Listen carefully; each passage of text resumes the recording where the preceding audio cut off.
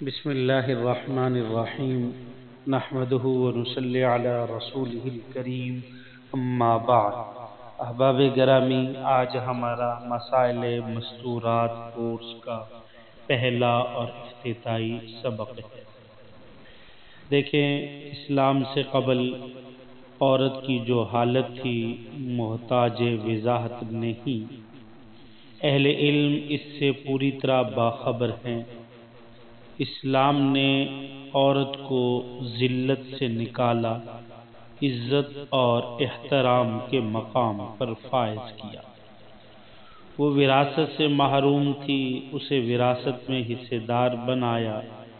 نکاح و طلاق میں اس کی پسندیدگی و ناپسندیدگی کا قطعاً کوئی دخل نہ تھا۔ اسلام نے نکاح و طلاق میں اسے خاص حقوق عطا کیے۔ اسی طرح اسے تمام وہ تمدنی اور معاشرتی حقوق عطا کیے جو مردوں کو حاصل تھے۔ دیکھیں، بحیثیت انسان کے عورت بھی مرد ہی کی طرح انسانی شرف و احترام کی مستحق ہے۔ اس لحاظ سے مرد و عورت کے مابین کوئی فرق نہیں۔ قرآن کریم نے اس حقیقت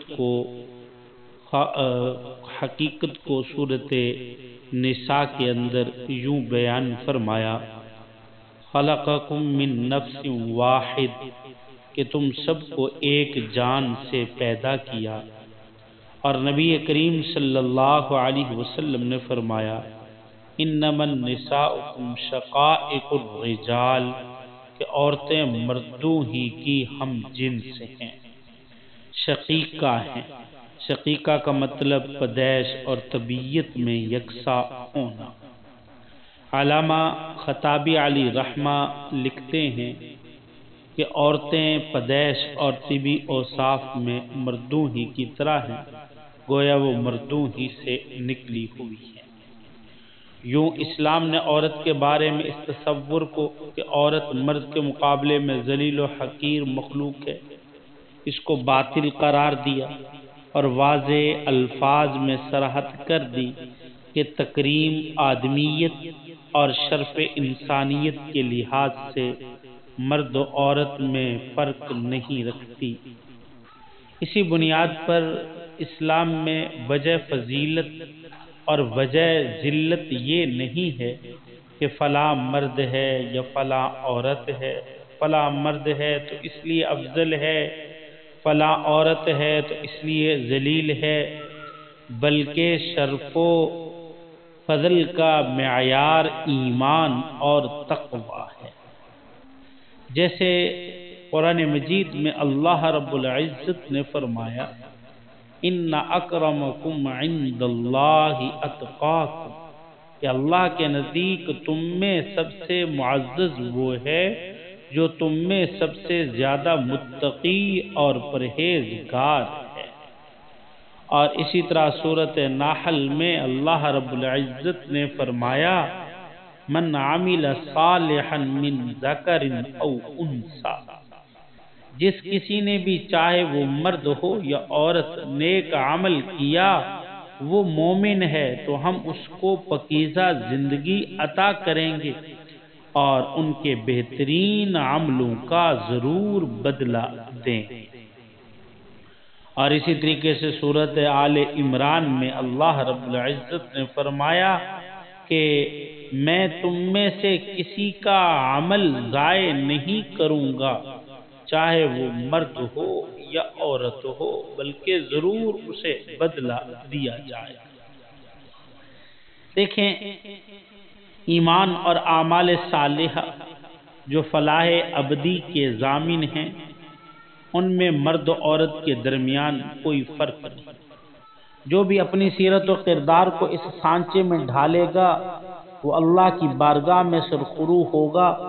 جو اس ایمان اور عمل صالح سے محروم رہے گا وہ عذاب الہی کا مستحق ہو۔ قطع نظر اس بات کے کہ اس کا تعلق صنف ذکور سے ہے یا اس کا تعلق صنف اناث سے ہے، یعنی اس کا تعلق مردوں سے ہے یا اس کا تعلق عورتوں سے ہے، اسلام سے قبل لڑکی کی ولادت کو منحوس سمجھا جاتا تھا، اور بعض درندہ صفت لڑکی کو زندہ درگود کر دیا کرتے تھے۔ زمانہ جاہلیت کے لوگوں کے اس رویے کو قرآن مجید سورۃ نحل میں بھی بیان کیا گیا کہ جب ان میں سے کسی کو لڑکی کی خبر سنائی جاتی تو اس کا چہرہ سیاہ پڑ جاتا، دل میں وہ گھٹا رہتا ہوتا، وہ اس خبر کو برا سمجھتے ہوئے لوگوں سے چھپاتا پھرتا اور سوچتا کہ اس ذلت کو برداشت کرے یا اس کو مٹی میں دبا دے۔ اسلام نے ان کے اس رویے کی سخت مذمت اور بچیوں کو اس طرح زندہ درگود کرنے سے منع فرمایا۔ اگر کسی نے اس فعل کبیح کا ارتکاب کیا تو اس سے بارگاہ الہی میں پوچھ ہوگی، باز پرس ہوگی۔ اور اسی طریقے سے نبی کریم صلی اللہ علیہ وسلم نے بھی لڑکے کے مقابلے میں لڑکی کو حقیر سمجھنے اور اسے زندہ درگود کرنے کی مذمت بیان فرمائی۔ بچوں کی پرورش اور ان کی تعلیم و تربیت کے فضائل جناب رسول اللہ صلی اللہ علیہ وسلم نے بیان فرمایا۔ آپ نے فرمایا کہ من کانت لہو انسا، کہ جس کے ہاں لڑکی ہو اس نے اسے زندہ درگود نہیں کیا، نہ اسے حقیر سمجھا اور نہ ہی اس کو لڑکے پر ترجیح دی، نہ ہی لڑکے کو اس پر ترجیح دی، تو اللہ تعالیٰ اسے کل قیامت کے دن ادخلہ اللہ الجنہ، جنت میں داخل فرمائے۔ ایک دوسری حدیث مبارکہ میں آتا ہے، آپ نے فرمایا کہ من عال ثلاث بنات، کہ جس نے 3 لڑکیوں کی پرورش کی اور ان کی تربیت کی اور ان کی شادیاں کی اور ان کے ساتھ اچھا سلوک کیا، تو اس شخص کے لیے جنت، فلہ الجنہ، تو اس شخص کے لیے جنت۔ اسی طریقے سے اور بھی کافی ساری احادیث مبارکہ ہیں جس میں جناب رسول اللہ صلی اللہ علیہ وسلم نے فضیلتیں بیان کی ہیں۔ اسلامی معاشرے میں عورت کی 4 حیثیتیں ہیں، وہ کسی کی بیٹی ہے، کسی کی بہن ہے، کسی کی بیوی ہے اور کسی کی ماں ہے۔ اسلام نے ان 4 حیثیتوں میں اس کی عزت و احترام کی تلقین و تاکید کی ہے۔ بیٹی اور بہن کی حیثیت سے اس کی تعلیم پر زور دیا ہے کہ اس کو تعلیم بھی دی جائے، اس کی تربیت بھی کی جائے، اس کی خیر خبر بھی رکھی جائے۔ دیکھیں رسول اللہ صلی اللہ علیہ وسلم کی حدیث ہے کہ آپ صلی اللہ علیہ وسلم نے فرمایا کہ کامل ترین مومن وہ ہے جو اخلاق میں سب سے بہتر اور اپنی بیوی بچوں پر سب سے زیادہ مہربان ہو۔ اور ایک دوسری حدیث میں آتا ہے، فرمایا کہ خیرکم خیرکم لأہلہ، تم میں سب سے بہتر وہ ہے جو اپنے بیوی بچوں کے ساتھ سب سے زیادہ بہتر ہو۔ اور اسی طریقے سے ایک دوسری حدیث مبارکہ میں آتا ہے، رسول اللہ صلی اللہ علیہ وسلم نے فرمایا خیر متاع الدنیا الامرأة الصالحہ، فرمایا کہ دنیا کی بہترین متاع جو ہے وہ نیک عورت ہے، اچھی عورت ہے۔ دیکھیں شادی سے عورت پر 3 مقامات آتے ہیں کہ صرف عورت ہی ان میں اپنا عظیم کردار ادا کرتی ہے اور مرد کا اس میں حصہ نہیں۔ انہیں تکالیف کا احساس کرتے ہوئے شریعت نے باپ کے مقام میں ماں کے ساتھ حسن سلوک کرنے کا حکم فرمایا ہے۔